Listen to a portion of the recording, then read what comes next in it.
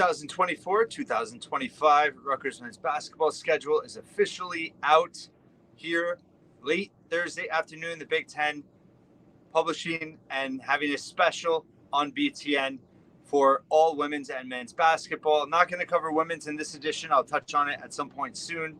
This is going to be a full breakdown of the Rutgers men's basketball schedule. We knew about non-conference already.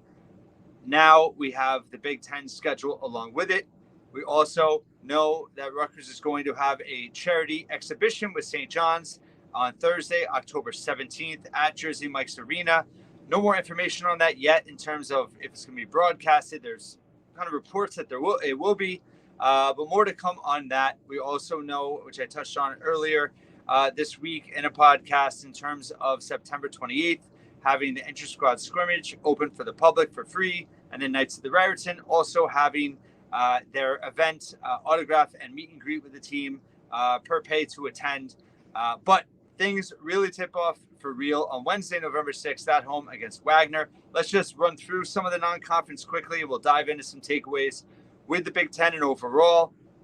Those first 6 games in November or first 5 games in November are all low to mid-major opponents. You have Wagner, St. Peter's, Monmouth, and Merrimack at home the first 2 weeks. Then Rutgers on Sunday, November 24th, heading to Kennesaw State in Georgia as an ode to Ace Bailey and Jermichael Davis, playing a road game in a college nearby where they're from. So that is what's challenging about that is being in the Feast Week tournament at the Players Era Festival. They play Tuesday night, so just a little bit, 55 hours maybe later.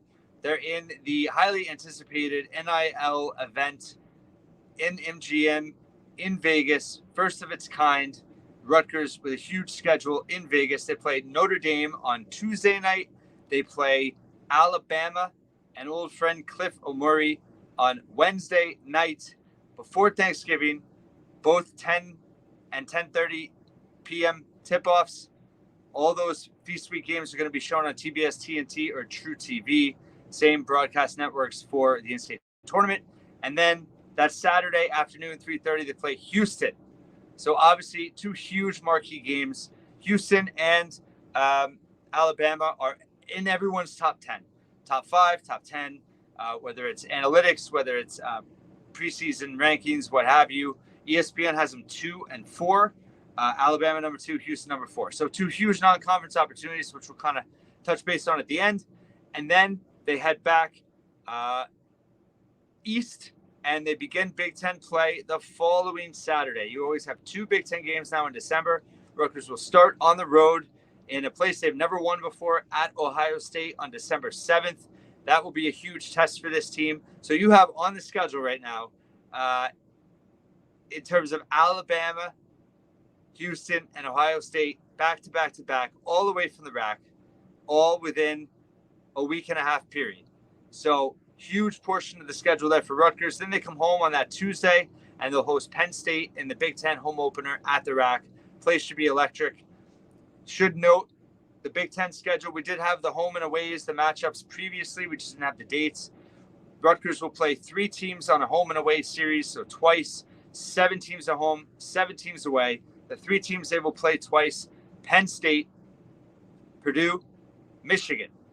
So you have Ohio State and Penn State mixed in your non-conference with Notre Dame, Alabama, Houston. And then after the Penn State, that following Saturday, you're hosting Seton Hall in the Garden State Classic. And then the following Saturday, you go to Seton Hall's home court, the Prudential Center in Newark, to play on a neutral court against Princeton. So that 7-game stretch is certainly a huge part of what this season ultimately will be for this team. Again, just to recap: Notre Dame, Alabama, Houston, Ohio State, Penn State, Seton Hall, Princeton. That is over a 3.5-week stretch from Tuesday, November 26th to Saturday, December 21st. So I wanted to emphasize this too, because you knew that the 2 Big Ten games were coming. And I think when there was some criticism about the non-conference schedule for Rutgers, which is the most competitive it's been in a long time, definitely most competitive under Steve Peichel, you have to factor in that they played 2 league games in between.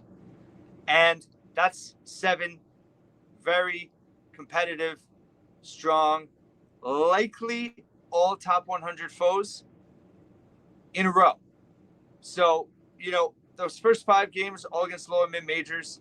A couple were in the NCAA tournament last year. I would have liked to see one game a little bit of a higher profile opponent just to get a little bit of a taste. But I do understand the working in process with this team. 4 transfers, 5 freshmen, 3 returnees. But it ramps up pretty quickly. And that 7-game stretch is really going to be a huge part for this team. In terms of expectations, in terms of being on the right side of the bubble from day one, that stretch, if you can go 5-2 in that stretch, can you split Alabama, Houston? And then can you pretty much, let's say they lose at Ohio State, right? Tough environment. Ohio State's predicted to be one of the better Big Ten games. 5-2 at worst, I think would be really, really positive. But we don't know. There's a lot of unknowns here. And I think that's my biggest takeaway that I've learned over the years is we don't know. It's impossible to know with this schedule. You can look at the schedule, you can analyze it. 2 years ago, the hardest part of the schedule for Rutgers, they're 3 years ago, when they went on that ridiculous win streak, that was the hardest part of their schedule. And they floundered in January, which was the easier part of the schedule on paper. So you never know. And with this team, a lot of unknowns, but certainly an exciting stretch for fans. And then you have Columbia at home on the 30th, and then Big Ten play ramps back up. And this is where things really get interesting. The month of January, true tone setter for this season. You have 8 games. You have 3 at home, 4 on the road, and likely a neutral court game. It's scheduled as to be determined right now, but reports coming out from John Rossian and others that they will play Michigan State once again at the Garden. And that is at the end of the month. I'll get to the dates in a minute. But just in terms of the opportunity there, although they have 4 road games, they have a real opportunity to get some wins on the road this month. And they have to take care of the home games. I think with this team, I think February is a very tough stretch for them down the stretch. A lot of road games, road heavy down the end. You have to this team has to take care of business at home. And they have a ton of neutral court and road games early in the year. That 7-game stretch, November to December, is really, I think, a positive in terms of preparing them for the Big Ten gauntlet and for tournament play down the road. So January opens like this. January 2nd will be the 2-year anniversary of Rutgers winning at number 1 Purdue on the road. They will go to the same state, and they will go to Indiana. That will be a highly anticipated game. Imagine if Rutgers is 2-0 in the Big Ten going to that game. Indiana, preseason favorite for some. Then they come home for a 3-game. I don't ever remember Rutgers having 3 straight Big Ten home games. A Monday to a Monday, January 6th, Wisconsin at home. Then Purdue comes to town Thursday, January 9th, should be electric. And then UCLA for the first time ever, Monday, January 13th. Then you go on the road for 2 winnable games at Nebraska, at Penn State. I think you need both of those. And then you have the Michigan State TBD game, Saturday, January 25th, probably going to be at the Garden. And then you go back on the road to Northwestern, Walsh Ryan Arena. Again, another winnable road game in my estimation. Indiana is the toughest road game by far of that 4-game set in January. But that is a real opportunity in January to get some wins at home, get some winnable road games. If you go 6-2 in that stretch, you're going to be in good shape. In terms of a lot of national pundits starting to talk about Rutgers and mentioning the bubble, being on the right side of the bubble. If you can go 5-2 in that initial 7-game stretch, if you can go 6-2 in January, there's not going to be a lot of bubble concern at that point. I think for a young team, a talented team, a team that needs to find their way and find roles, getting off the wins on paper in terms of teams that we think that they're better than, that getting those wins when you need them, that's going to take a lot of pressure off this team. So then we go to February, much harder month. There are 10 games in February, 8 games in February and 2 that first week of March. So 10 games that second half. After that Northwestern game, you're halfway through the cycle. On the back half, you have 5 home games, 5 road games, and it starts with 2 at home, Michigan and Illinois. Obviously, Illinois is going to contend for the Big Ten title, as always. Michigan, year 1 of Dusty May. Those are 2 big games. Then you go on the road to Maryland, who a lot of people are kind of mixed on. Some have high hopes for them. Some find them middle of the pack. Then you come home to Iowa, Jersey Mike's. Always better to play Iowa at home. Not considered to be one of the better Big Ten teams this year. And then you go on your first ever West Coast road trip. You're at Oregon on Sunday, February 16th, and at Washington, February 19th. Washington's a very winnable road game. Danny Sprinkle's first year. Oregon's going to be a very, very, very, very, very, very, very tough road game. A lot of high hopes for them in the Big Ten this year. And that will be certainly a Sunday night. That'll be exciting to watch. And then you come back, you host USC for the first time ever at Jersey Mike's. And then you go on a 2-game road trip, Michigan and Purdue. Very difficult there. And then senior night, March 9th, Minnesota. So I think the February to March stretch is pretty difficult. I think that's the kind of stretch on paper. I see them treading water a little bit, just, 5-5, 6-4. I don't expect them to just, run the table through a month like that. But the opportunity in December, the opportunity in January, if you can go into that month, what are we talking about here? I don't know. Can they be 16-5, 15-6 going into February? If they are, a lot of hype, a lot of positive vibes, takes a lot of pressure off that month. If you go into that month 13-8, 12-9, a lot of pressure for February. A lot of tough road games in February, a lot of tough home games in February. So certainly, I do think the way the schedule rolls out, they're going to be battle tested. And if and when they make it to March, this team is going to have been through a gauntlet. 20 games, once again. Big Ten tournaments, March 12th through 16th in Indianapolis.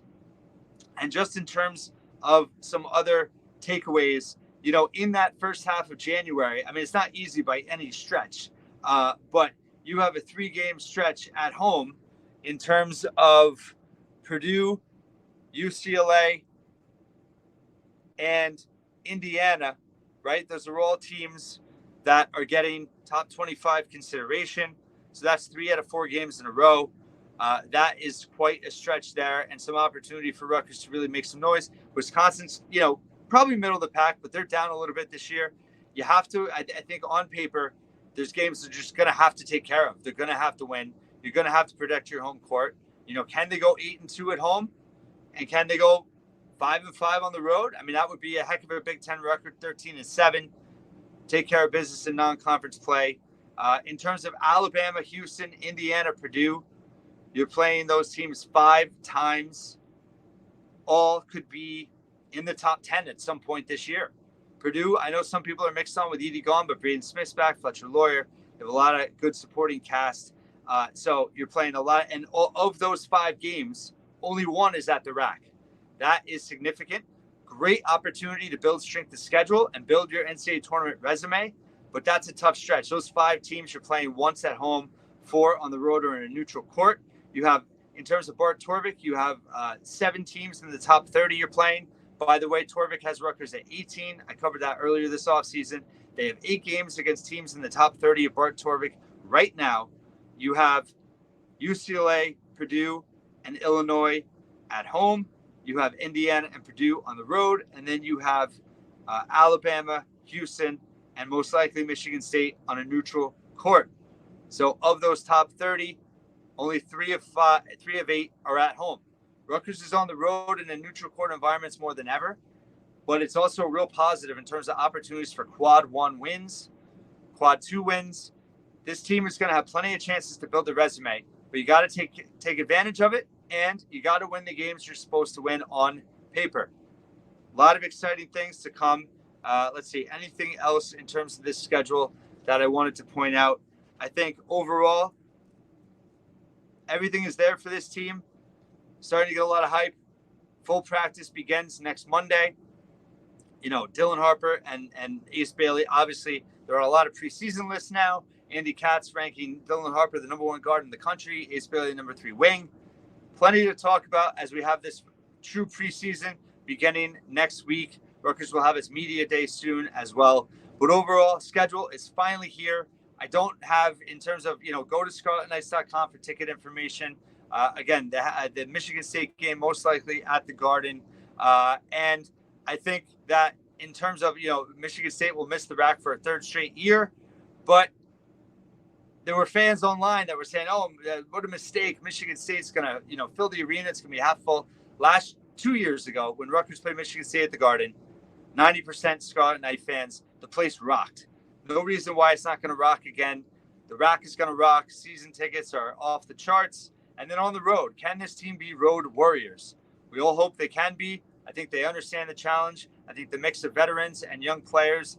Certainly, with guys, chips on their shoulder. I mean, Dylan Harper and Ace Bailey, for as highly touted as they are, they really do have chips on their shoulders. They fit perfectly into the ethos of this program, and a lot more to talk about with them and just with the mentality of what I think this team can be.